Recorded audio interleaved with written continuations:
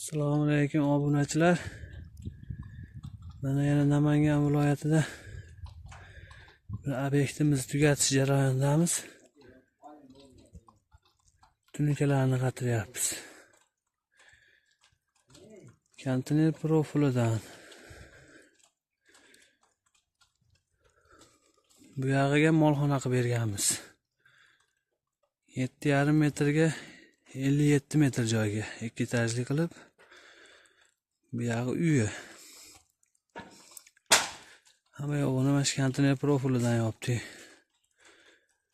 Firmalarimiz orasi 1,25 dan, reykalarimiz orasi 65 santimetrdan.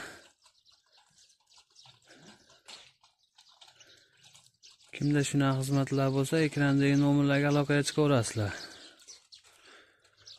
Xizmatlarimiz butun O'zbekiston bo'ylab.